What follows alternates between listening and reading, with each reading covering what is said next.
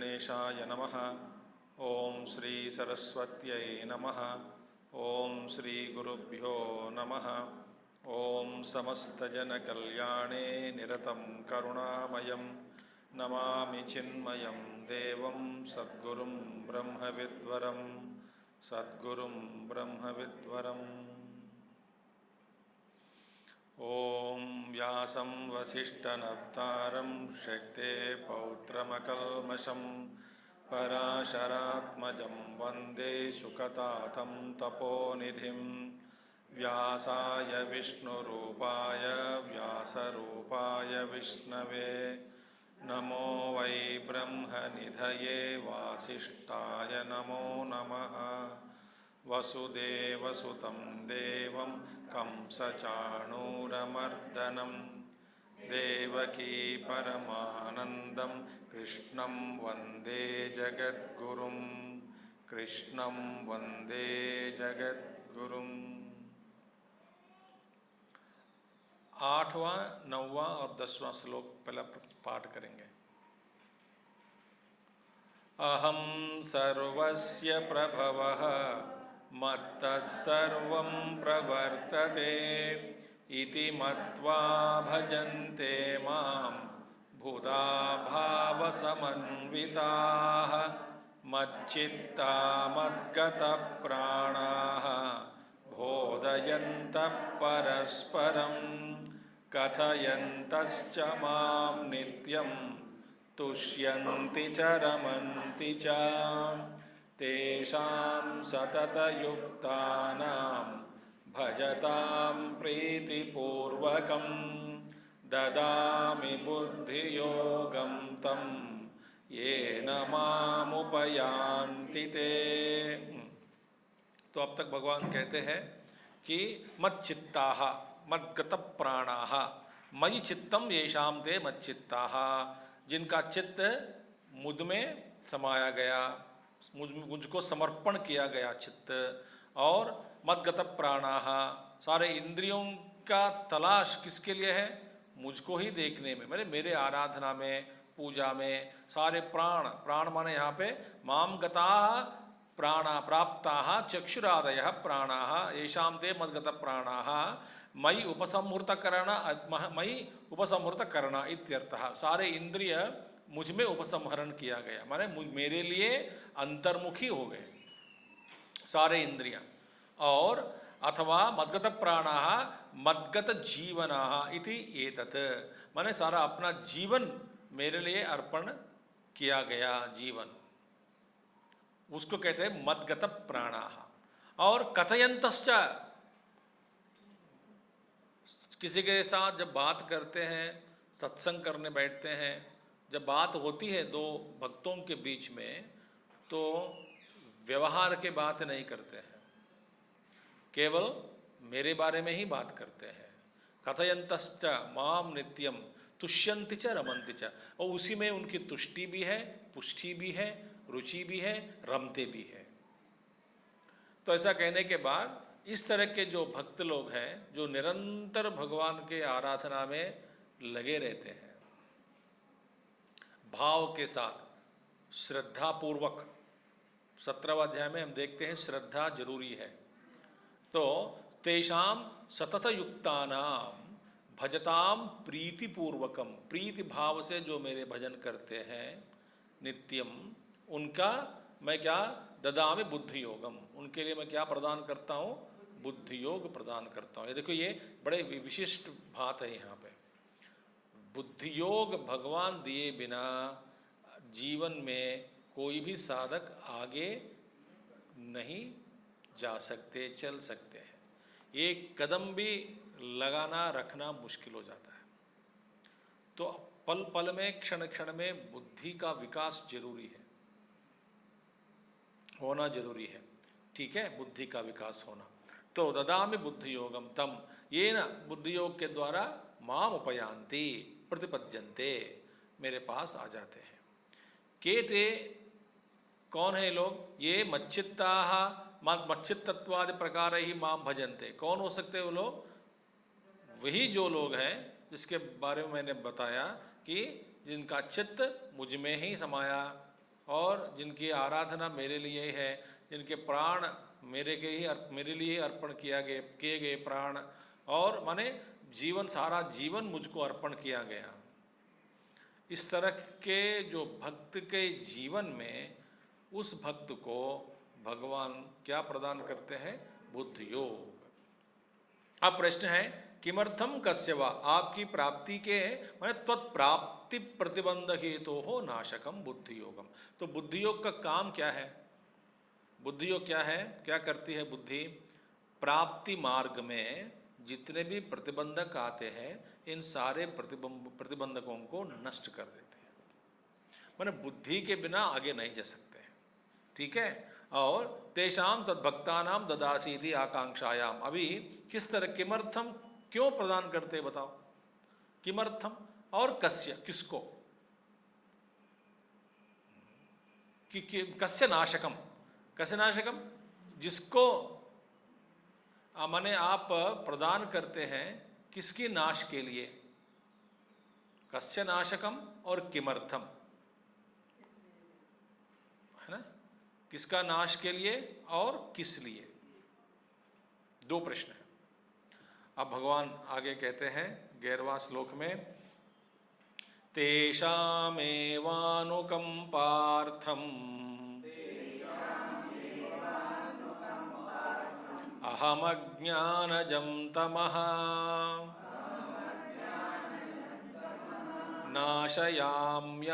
नाशयाम्यात्मभावस्तः ज्ञानदीपेन भास्वता।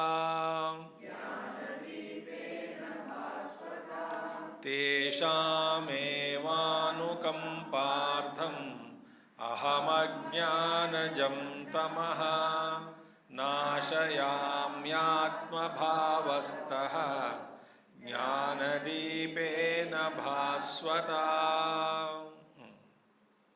तेषाम, एक प्रश्न क्या है, भगवान क्या प्रश्न उठाया? आचार्य भाष्य शंकर में, शंकराचार्य जी भाष्य में, अपने भाष्य में, किमर्थम कस्य वा, कस्य नाशकम, किसको नाश करने के लिए, और किमर्थम, क्यों आप बुद्धि योग प्रदान करते हैं, और इसके द्वारा किसका नाश होने वाला है। ठीक है, इसका जवाब आप दे रहे हैं। क्या है? तेषाम एव, तेषाम, उन भक्तों के लिए। देख प्रश्न, कथम नाम श्रेयस्यात् इति। भगवान सोचते हैं भाई ये मेरे भक्त हैं, इनका श्रेय किसमें है,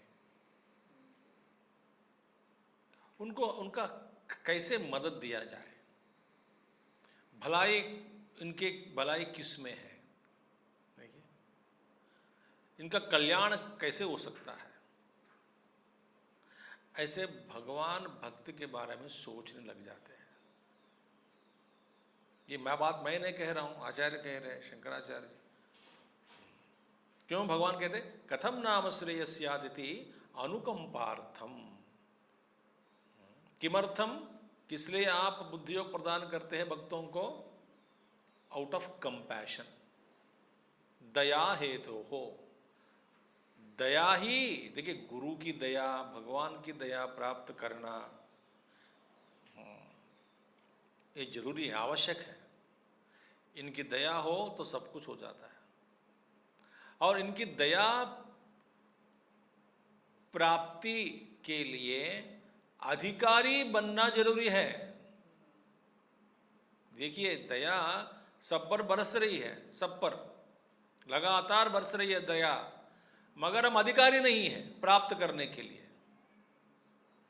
ऐसे नहीं कि भगवान अपने मनमाने करके चुनता, एक एक को चुन लिया, किसी को चुन लिया, दया दे दिया, किसी को नहीं दिया, किसी के प्रति रुष्ट व्यवहार किया, ऐसी बात नहीं। लगातार भक्ति करने से अंतःकरण नरम हो जाता है, एकदम नरम हो गया अंतःकरण, जमीन एकदम पक गया। जमीन पक गया माने अभी बीज बोत सकते हैं, फिर उसमें अंकुर निकल सकता है।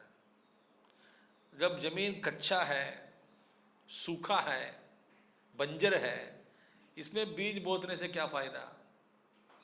इसीलिए ऐसे भगवान की कीर्तन भजन निरंतर करने से, पूजा जप चिंतनम निरंतर करने से, प्रेम पूर्वकम भजताम, प्रीति पूर्व से, श्रद्धा से, विश्वास से, तो करने से दया, भगवान की दया आ जाती है। माने इनकी दया जब जब बरसती है ना, तब उसका फायदा होता है।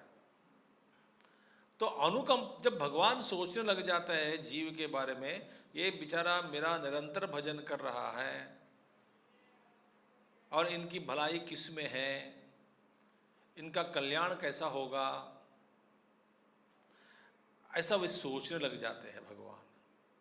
तो दया हेतु हो अहम, अब मैं क्या करूँगा, दया भूत, दया के कारण अहम अज्ञानजम, जम माने जिससे जन्म हुआ, अज्ञान से जन्म हुआ, अज्ञान के कारण क्या क्या है निकला है अज्ञान से, अविवेकतः, अज्ञानजम माने अविवेक से जातम, अविवेक जातम, अविवेक के कारण, अविवेक से उत्पन्न हुआ मिथ्या प्रत्यय लक्षणम मोहांधकारम तमः नाशयामि।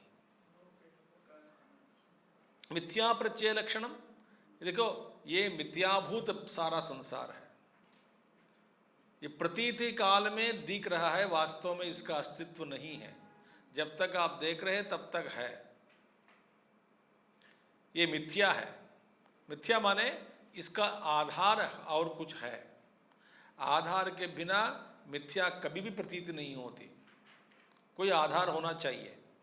ये आकाश पुष्प नहीं है, असत्य कभी भी प्रतीति नहीं होती, आकाश पुष्प कभी भी नहीं है, बंदिया पुत्र कभी भी नहीं है, तो वे प्रतीति नहीं होती। ठीक है, आकाश पुष्प की प्रतीति नहीं होती है, मगर जगत की प्रतीति हो रही है। तो इसलिए इसको सत्य भी नहीं कह सकते हैं, न असत भी कह सकते हैं। जगत क्या है, जगत का रूप मिथ्या है। मिथ्या माने न सत्य न असत। ये सत्य कह नहीं सकते क्योंकि परिवर्तन हो रहा है, असत भी कह नहीं सकते क्योंकि दिख रहा है। असत जो है वो कभी दिखता नहीं। इसलिए सृष्टि महात्मा लोग इस जगत के बारे में कोई विश्लेषण, माया का ये विलास है, विन्यास, खेल, और माया को समझना असंभव, कठिन नहीं, असंभव। भगवान को समझना कठिन है, भगवान समझ में आ जाएगा। ब्रह्म वस्तु को जान सकते हैं, कभी माया को जान नहीं सकते। वो मिथ्या प्रत्यय लक्षणम, इस संसार का लक्षण क्या है, मिथ्या रूप और मोहांधकारम, इसलिए और मोह में डालने वाली है ये। मोह माने, देखिए मोह माने एक ही है, ये मिथ्या सृष्टि, मिथ्या जगत से मेरी भलाई हो, ये जगत सत्य है, ये नित्य है, और उससे मेरे ऐसे कुछ चीज़ें हैं जिनके द्वारा मैं जिनके भोगने से मुझे आनंद मिलता है, सुख मिलता है, ऐसी जो भावना है वही है मोह।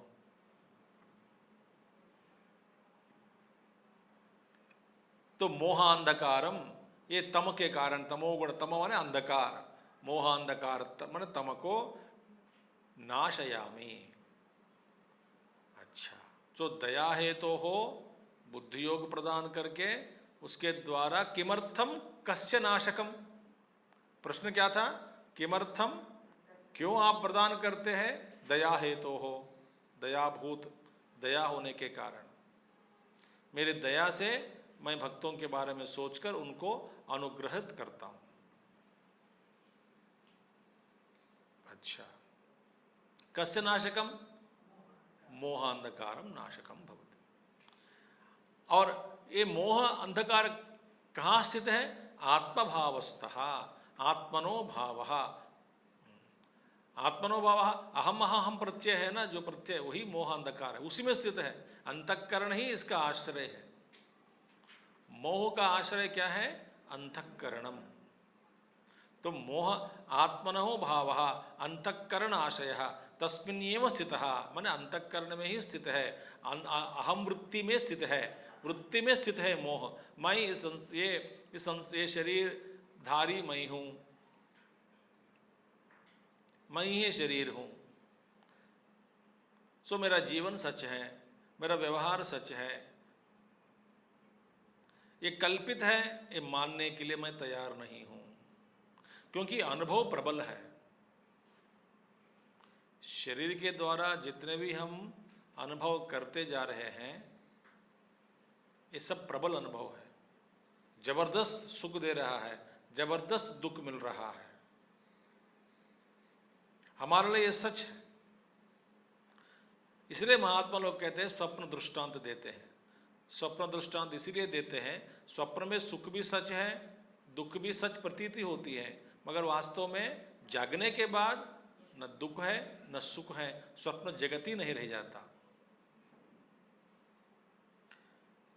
सो इस जागृत अवस्था को भी स्वप्न से तुलना करके महात्मा लोग कहते हैं, जब आप जिस अवस्था में हैं आपको सच लगता है, प्रतीति है, प्रतीत होता है, मगर वास्तव में नहीं है। ये मन में बिठाना है, निरंतर मनन करना है।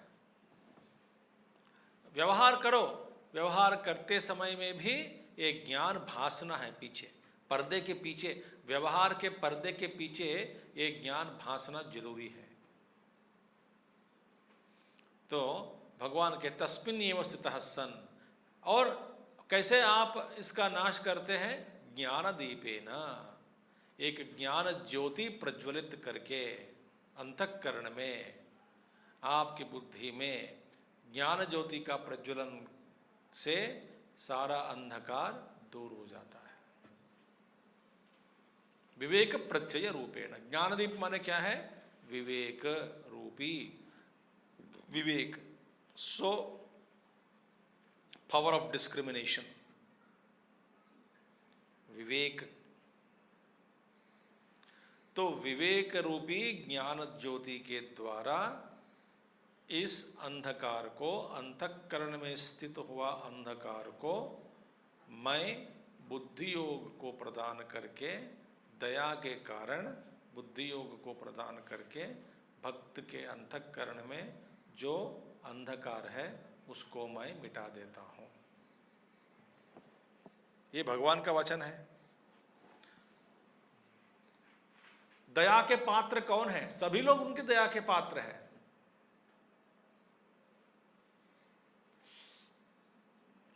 मगर पात्र का प्राकट्य नहीं हुआ। सब पात्र है, मगर जो पात्रीकरण जो कर होता है ना, अभी तक नहीं हुआ। जिसके अंदर नहीं हुआ तो दया प्राप्ति के लिए हम अधिकारी नहीं बनते। जैसे रोशनी भगवान सूर्य भगवान सबको दे रहा है, मगर जिसके घर में सारे खिड़कियां बंद करके बैठे हैं लोग, उसके अंदर प्रवेश नहीं होता। क्या? रोशनी, रोशन नहीं होता प्रवेश। क्या करना चाहिए भाई? अंधकार ही अंधकार है, छाया है अंदर कमरे के अंदर। नहीं भैया, थोड़ा प्रयत्न करो। आप भी अधिकारी ही है, मगर बंद करके बैठे हैं, खोलो तुरंत आ जाएगा। रोशन से भर जाता है पूरा घर। तो इसी तरह भक्ति से, भजन से अंतःकरण तैयार हो जाती है बीज को प्राप्त करने के लिए।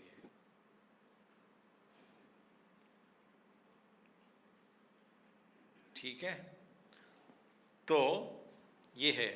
अब भगवान बड़ा अत्यंत आचार्य शंकर रोचक बातें कहते हैं यहाँ पे। अभी आगे पैराग्राफ में भगवान कहते हैं इस ज्ञान दीप को ही विस्तार करते हैं। ज्ञान दीप, दीप अब दिया है, दिया के लिए क्या चाहिए? दिवोटिया चाहिए, तेल चाहिए, बत्ती चाहिए, और जलाते समय बुझना नहीं। हवा बिल्कुल नहीं है तो बुझेगा, तो चलेगा नहीं। हवा ज़्यादा हो गया तो बुझ जाएगा। ये सारे जो कंडीशंस हैं, वातावरण की कल्पना अंतःकरण में करनी पड़ेगी।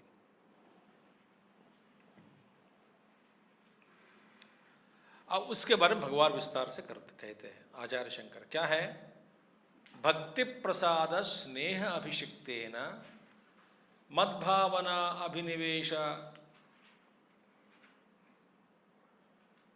वातेरितेन ब्रह्मचर्यादि साधन संस्कारवत प्रज्ञावर्तिना विरक्तांतःकरणाधारेण विषय व्यावृत्त चित्तराग द्वेष अकलुषित निवात अपवारकस्तेन नित्य प्रवृत्त एकाग्रिय ध्यान जनित सम्यक दर्शन भास्वता ज्ञानदीपेन इत्यर्थः।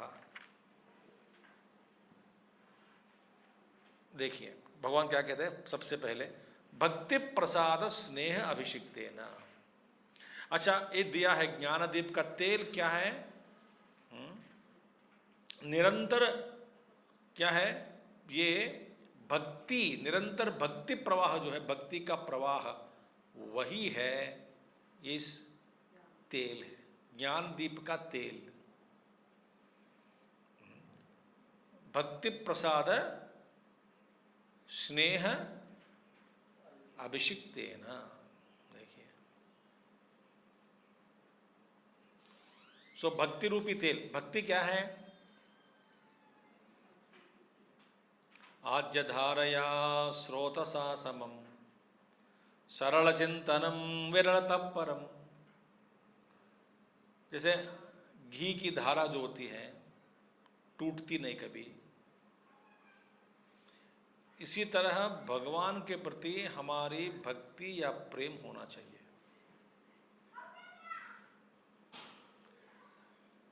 इस धारा, भक्ति रूपी धारा ही तेल है।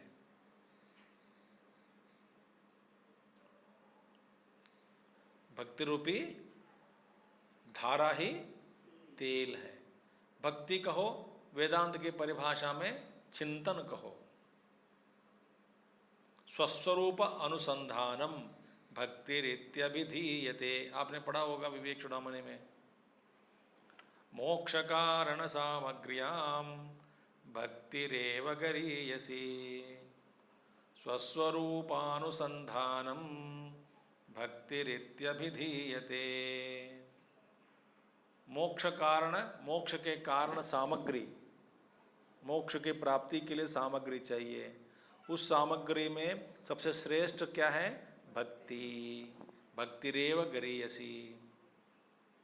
फिर दूसरे पंक्ति में आदि शंकराचार्य जी, भक्ति का मतलब क्या है? स्वस्वरूप अनुसंधानम भक्ति ही इति अभिधीयते। भक्ति माने भगवान मुझसे अलग है, ये बाह्य भक्ति है। मगर अपने स्वरूप के साथ अनुसंधान करते हुए बैठना, उसी को कहते हैं भक्ति।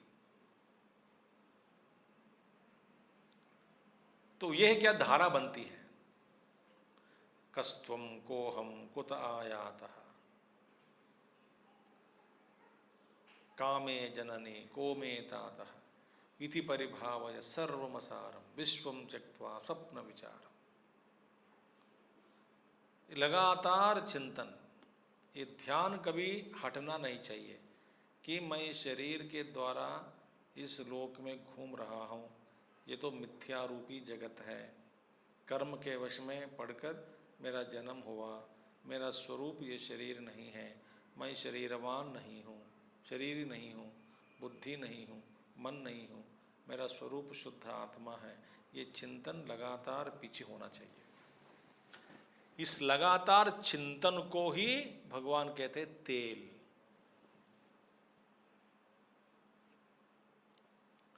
जैसे पेट्रोल की जब गाड़ी जो है, गाड़ी चलने लग जाती है, इसका मतलब क्या है? निरंतर पेट्रोल का सप्लाई हो रहा है, ईंधन।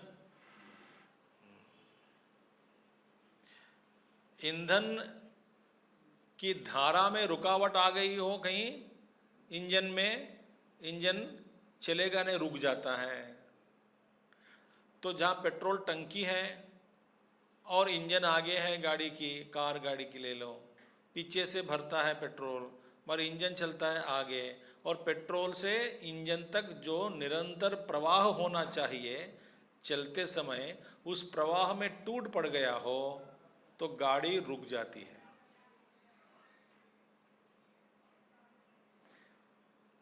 दीप बुझ जाता। तो निरंतर भक्ति ही इसका तेल है। और दूसरा क्या करता है, मद भावना अभिनिवेश वातेरितेन। अब देखिए, अब मैंने निरंतर भावना रूपी वायु से ये ज्ञान दीप प्रज्वलित हो रहा है। निरंतर भावना रूपी वायु, हवा तो चाहिए ना, कुछ तो ना कुछ हवा तो चलना चाहिए। माने निरंतर भावना माने सच्चिदानंद परमेश्वर की भावना ही अभिनिवेश है।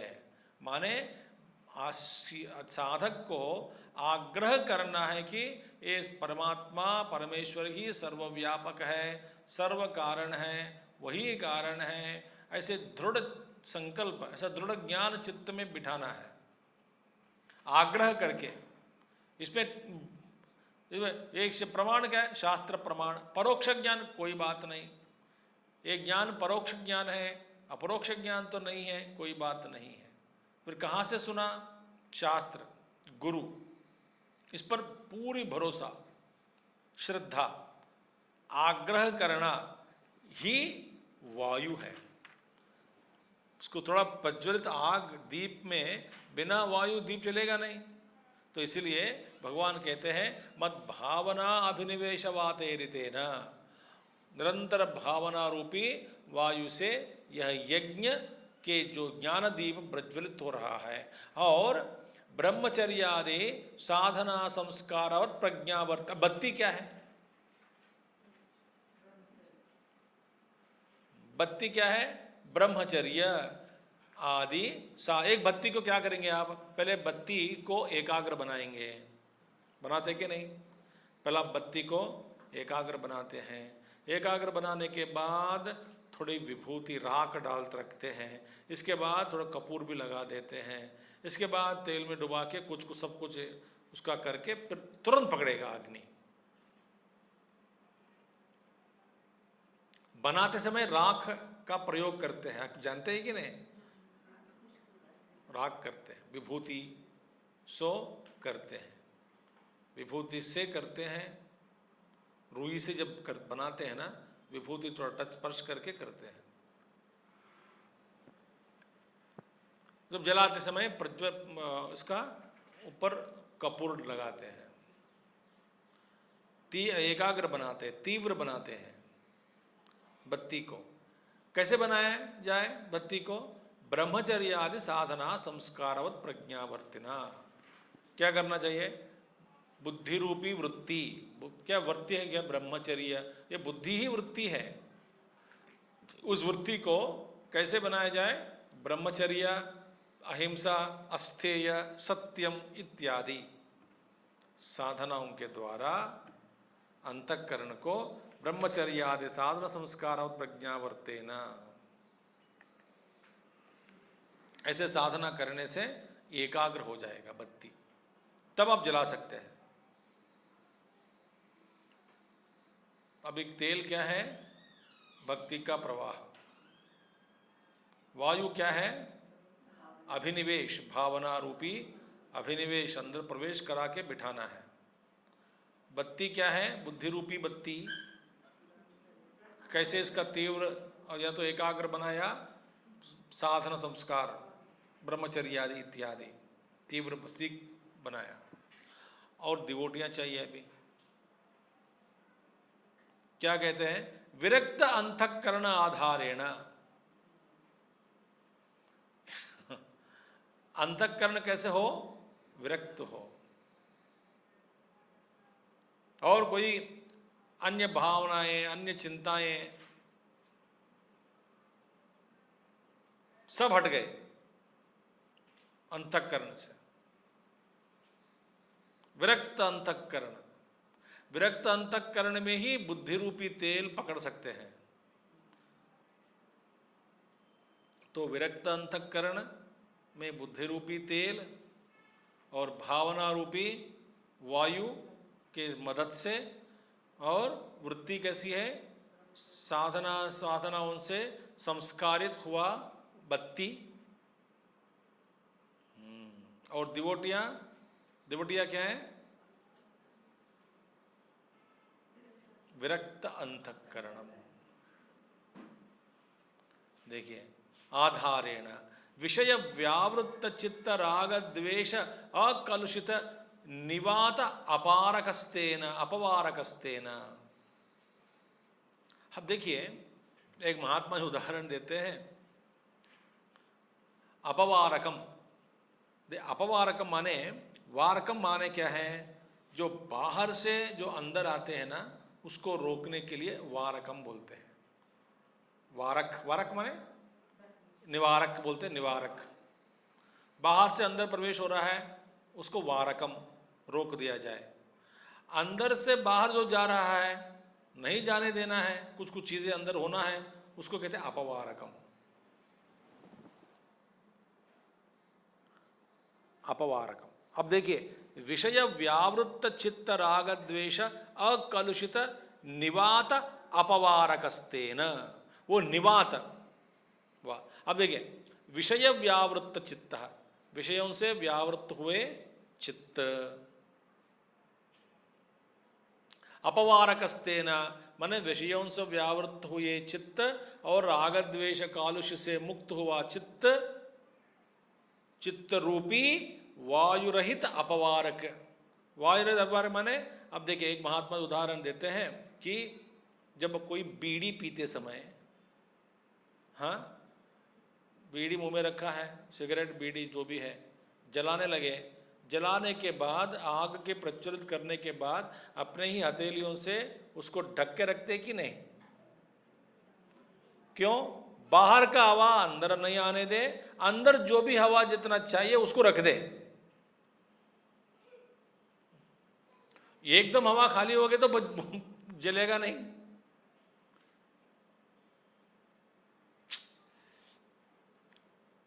इसी तरह हथेली से घेर कर हवा को रोकना, ये कैसे हुआ?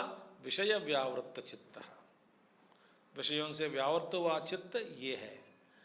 निवारकस्तेन नित्य प्रवृत्त एकाग्र ध्यान जनित सम्यक दर्शन भास्वता। देखिए, सप्रद शब्द का प्रयोग, नित्य प्रवृत्त, नित्य प्रवृत्त हुए, कभी नहीं, कभी ध्यान किया, कभी छोड़ दिया, कभी टूट गया, कभी धारा बनी, कभी टूट जाती है। नित्यम, नित्य प्रवृत्त हुआ, एकाग्र ध्यान के द्वारा, उस नित्य प्रवृत्त हुए एकाग्र ध्यान के द्वारा जनित हुआ ज्ञान ही इस तम का नाश करने में समर्थ है। यह है भगवान कहते हैं। स्पष्ट है अर्थ? ज्ञानदीपेन भास्वता ज्ञानदीपेन इत्यर्थः। इस ज्ञानदीप के द्वारा मैं क्या कहूँगा? मोह का नाश कर देता हूँ। ऐसा कौन कह रहे हैं? भगवान।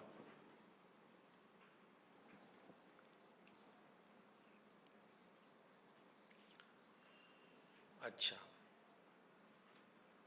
ज्ञानदीप किसमें होती है? भक्त में। हम भक्त बने, फिर भी दया चाहिए। भगवान कहते हैं अनुकंपार्थम, दया हेतु हो। कस्य नाशकम? मोहांधकार नाश करने के लिए मैं अंतःकरण में ज्ञान दीप को प्रज्वलित कर देता हूं। ही प्रज्ञोदय बोलते, प्रज्ञोदय, इसी को कहते प्रज्ञोदय। अब तक भगवान ने क्या कहा इस अध्याय में? विभूति और योग दोनों बता दिया। मैं सभी में हूं, ये तो बता दिया। और योग अभी तो क्या योगी है, योग साधना के बारे में बता दिया। यथोक्ताम भगवतो विभूतिम योगम च श्रुत्वा, अब अर्जुन पूछते हैं प्रश्न। सुन तो लिया अभी, योग भी सुना, विभूति भी सुना। अब भगवान अर्जुन पूछते हैं, आप तो थोड़ा थोड़ा संक्षिप्त में तो बता तो दिया आपने विभूति, अपने विभूतियों के बारे में, अभी मुझे विस्तार से सुनना चाहता हूं।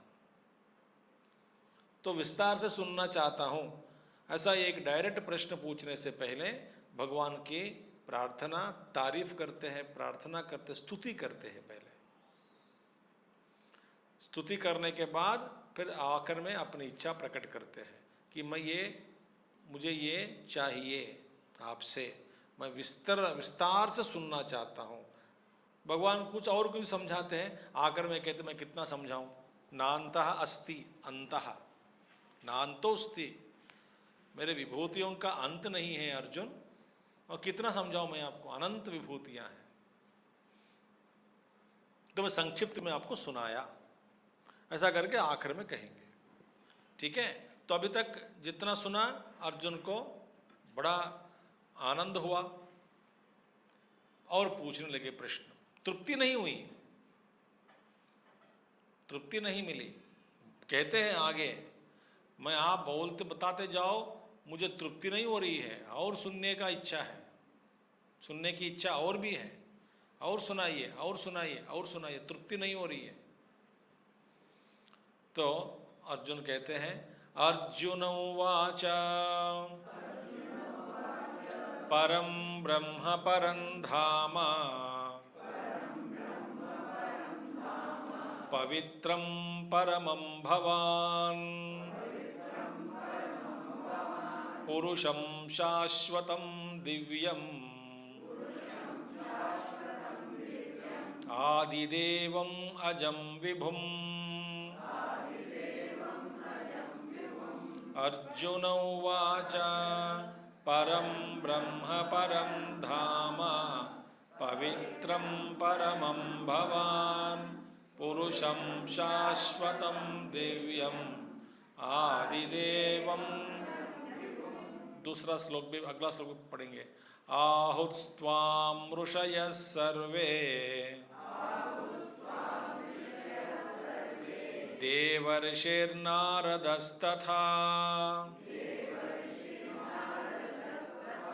असितो देवलो व्यासः स्वयं चैव ब्रवीषि मे। आहुस्त्वां ऋषयः सर्वे देवर्षिर्नारदस्तथा असितो देवलो व्यासः स्वयं चैव। अर्जुन उवाच, अभी अर्जुन स्तुति कर रहे हैं, भगवान की स्तुति। परम ब्रह्मा, देखिए आप परम ब्रह्म हैं, आपका दाम परम दाम है, आप है पवित्रम और परमम भवान, आप पुरुषम है, शाश्वत पुरुष है, दिव्यम है, आदिदेवम है और आदिदेव है, अजम है, अज है, आप विभू भी है। अब एक एक अर्थ भाष्य में तो भगवान शंकराचार्य संक्षिप्त में बता दिया, क्योंकि इन शब्दों का भाष्य पहले कर चुके थे, अन्यत्र कर चुके थे, इसीलिए अभी संक्षिप्त में ही भाष्य लिखा है। थोड़ा विस्तार करके देखेंगे एक एक। परम ब्रह्मा, परमात्मा, वो तो परम ब्रह्म है। जैसे कि स्वप्रकाश परम ब्रह्म, जो प्रतिबिंबित प्रकाश है वो परम ब्रह्म नहीं है। इस जगत में देवताओं में, ब्रह्मा आदि से लेकर के सभी देवताओं में, सब में प्रतिबिंबित चैतन्य के द्वारा वे स्वयं पूर्णत्व को जाना है, तो भी प्रतिबिंब के कारण, उपाधि के कारण वे स्वयं स्वप्रकाश नहीं है, इसलिए वे परम नहीं है।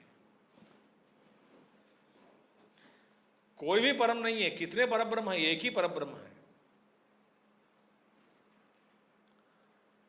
बाकी सब ब्रह्मरूपी है, गुरु भी ब्रह्मरूपी है और उपाधि है। तो स्वप्रकाश निराधार और कोई आधार नहीं है, वही है परम ब्रह्म। ये अपना जो चतुर्मुख ब्रह्म अलग है, सारे देवताएं अलग है, ये तो परम ब्रह्म है। इसलिए परमात्मा, सभी में आत्मा है। ये आत्मा का आधार क्या है? वृत्ति। वृत्ति में प्रतिबिंब चैतन्य पड़ा तब जीव बना। ठीक है। और जैसे कि आप देखिए, जितने भी गुण है वही गुण आपको प्रतिबिंब में भी देखा जा सकता है। आपको देखिए, सूर्य प्रकाश है, प्रतिबिंब पड़ा हुआ सूर्य भी प्रकाशमान है, वो भी रोशनी देती है, वो भी रोशनी देती। ये भी अंधकार को दूर करता है सूर्य, और प्रतिबिंब सूर्य भी अंधकार को दूर कर देता है।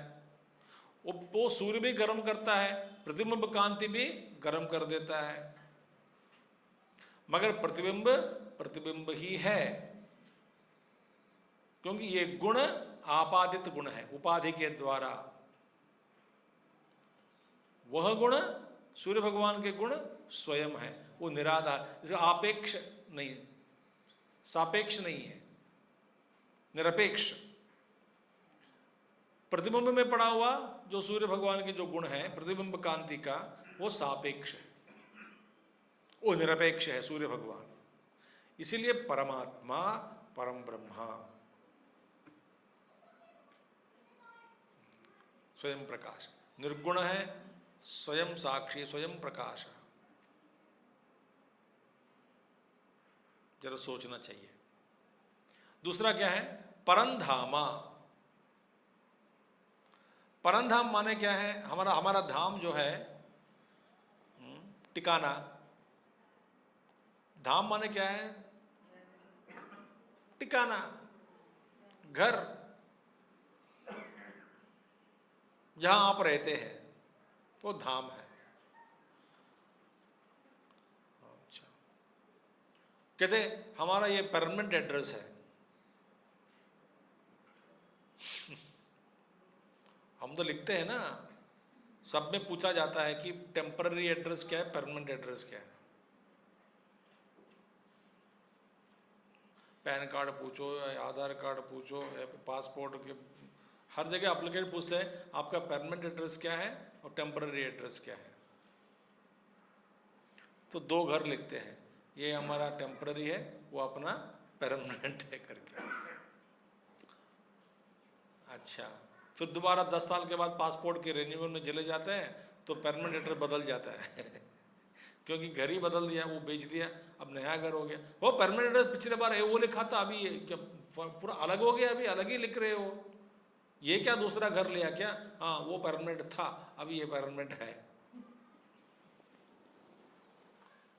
देखो, हमारा धाम जो है इसमें कोई परमानेंसी नहीं है।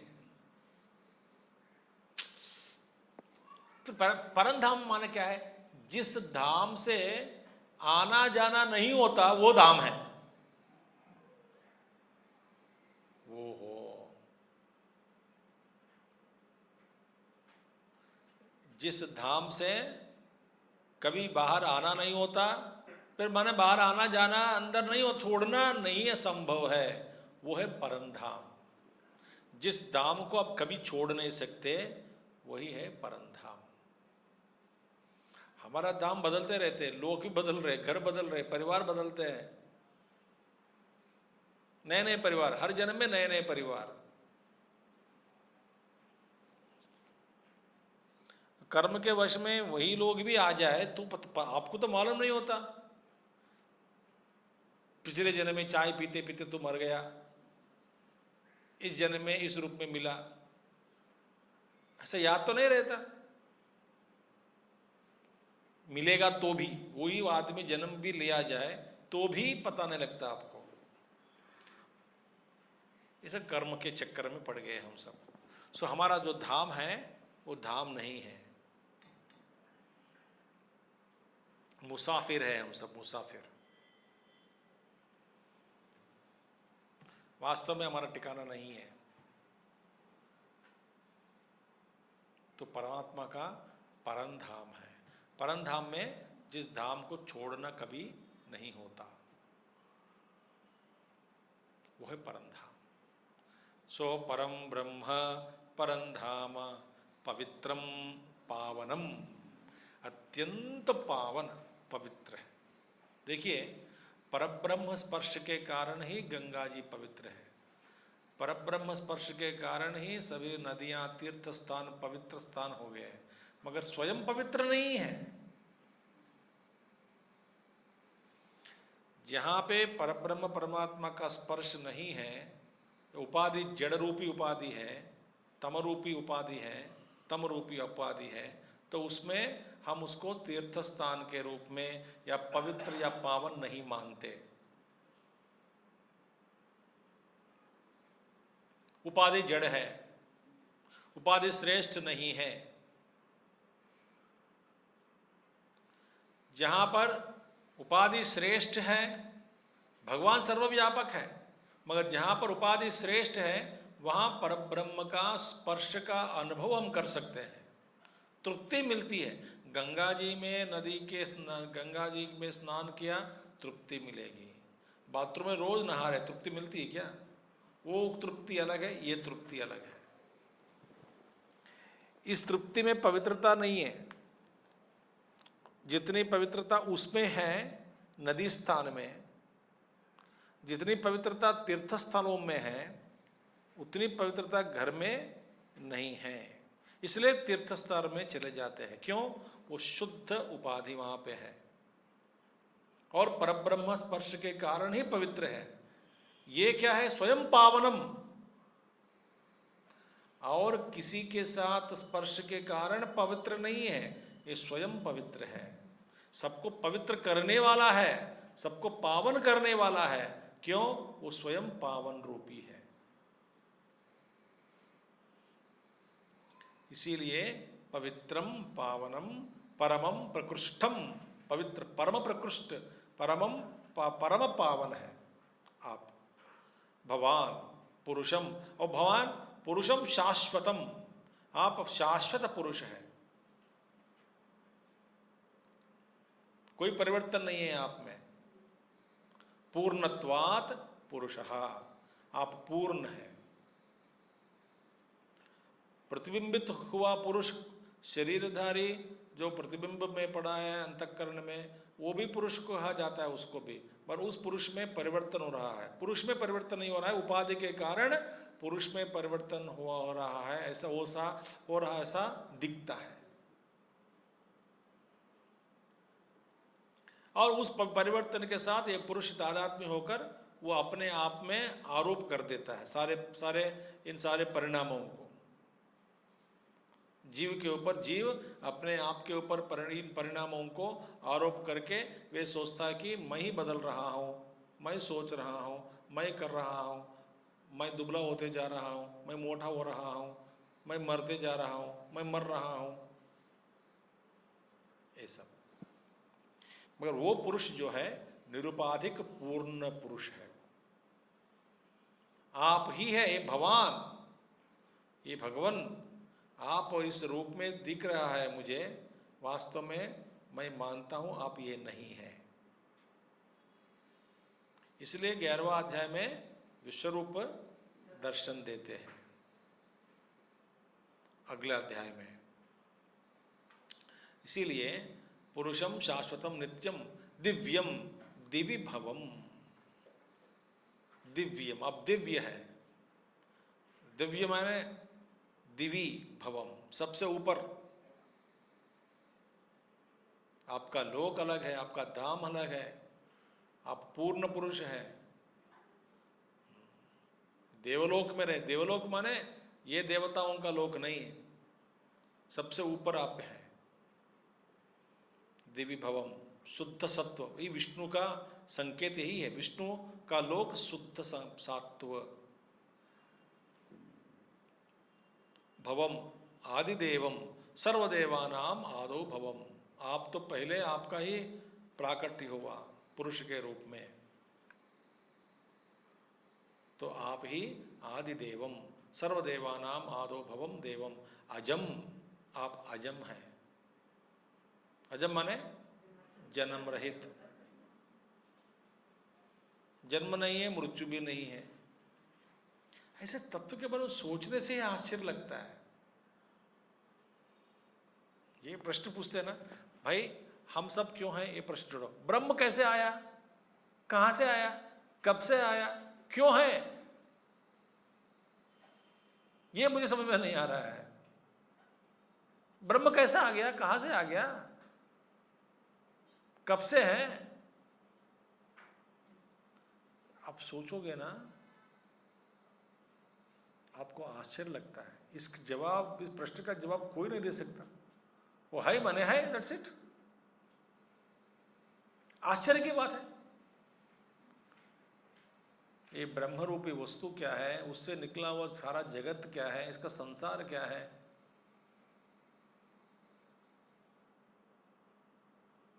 जगत क्यों है, जवाब दे सकते हैं। अनेक प्रकार के जवाब है इसका, एक नहीं अनेक प्रकार के जवाब। ब्रह्म क्यों है, भगवान कहां से आया, ये ब्रह्म रूप क्या है।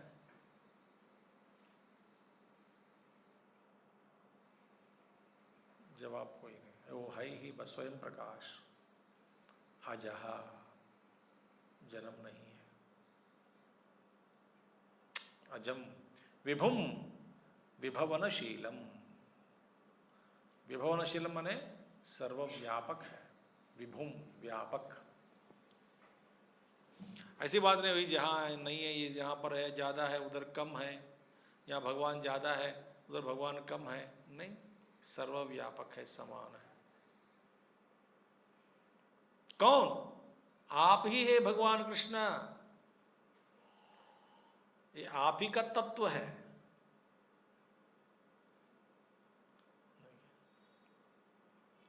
आहुस्त्वाम ऋषयः, आप परम ब्रह्म है, परम धाम है, पवित्रम है, परमम भवान पुरुषम शाश्वतम दिव्यम आदिदेवम अजम विभुम। ऐसा कौन पुकारते हैं, ऋषयः। किसको पुकारते हैं, आपको।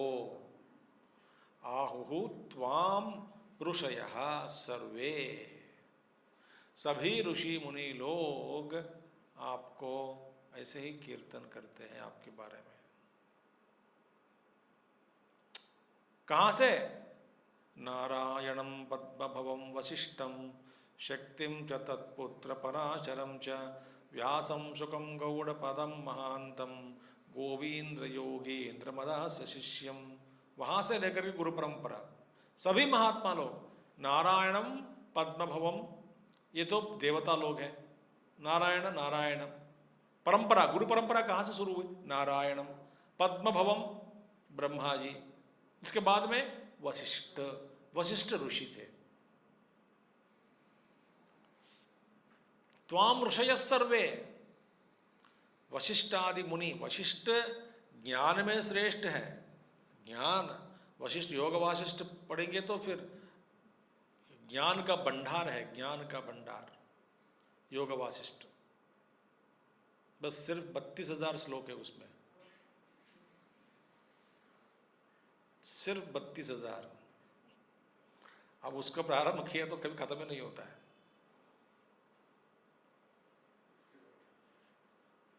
32,000 श्लोक, कितनी कहानियां हैं, क्या क्या विशेष विशेष बातें हैं। वैराग्य प्रकरण, सबसे पहले वैराग्य प्रकरण, तो योग वासिष्ठ ज्ञानी थे, ज्ञानी ऋषि योग वशिष्ठ, वशिष्ठ मुनि। फिर शक्ति उनका पुत्र, फिर तत्पुत्र पराशर, शक्ति का पुत्र पराशर, फिर व्यास भगवान पराशर का पुत्र, फिर शुकदेव, फिर गौड़पाद उनका शिष्य, फिर महान, फिर गोविंद, गौड़पाद शिष्य गोविंद, फिर बाद में गोविंद के शिष्य योगींद्र, गोविंद योगींद्र और मदास शिष्यम, फिर उनके शिष्य शंकराचार्य। ये गुरु परंपरा, सभी ऋषि मुनि लोग आपके बारे में ऐसे ही कहते हैं। क्या कहते हैं कि आप परम धाम है, परम ब्रह्म है, आपका धाम परम धाम है, आप पवित्र है, परमम है। ये मैंने कह रहा हूं। और देवर्षि नारदस्तथा, देवर्षि नारद जी भी आपके बारे में ऐसे कहते हैं। असितो देवलः, ये असित देवल मुनि धौम्य ऋषि के अग्रज थे।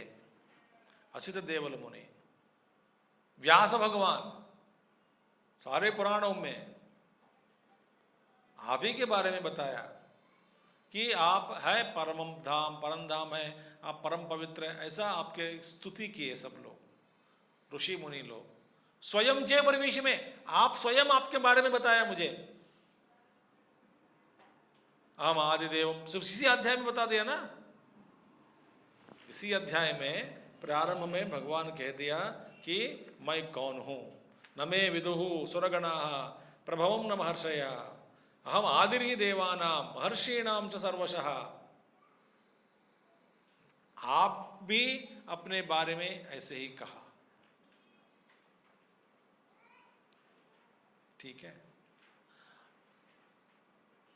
तो यह है भगवान की स्तुति। अच्छा, अब प्रश्न क्या है? तो अर्जुन कह रहे हैं कि आपके बारे में, आपका स्वरूप क्या है, आपके बारे में आपकी स्तुति पहले उन्होंने किया। क्या है स्थिति? आपका धाम पवित्र परम धाम है, आप पवित्र हैं और आप शाश्वत पुरुष हैं, आप दिव्य में दिव्य है, दिव्य भवम, आदिदेव हैं, आप अजय हैं, विभू हैं, आप परम ब्रह्म हैं। ऐसे ऋषि मुनि लोग कहते हैं, भाई छोड़ दो ऋषि मुनि लोगों का, आपका राय तो बताओ।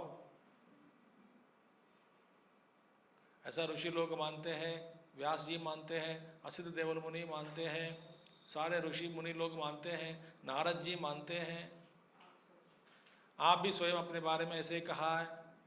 वो सब छोड़ो अर्जुन, तुम्हारा राय तो बताओ, अपना राय तो बताओ। तो अर्जुन कहते हैं, मैं मानता हूं कि ये सब सच है। ये श्लोक हम कल देखेंगे। ओम पूर्णमदः पूर्णमिदं पूर्णात् पूर्णमुदच्यते पूर्णस्य पूर्णमादाय पूर्णमेवावशिष्यते। ओम शांति शांति शांति। हरि ओम श्री गुरुभ्यो नमः। हरि ओम। सद्गुरुनाथ महाराज की जय।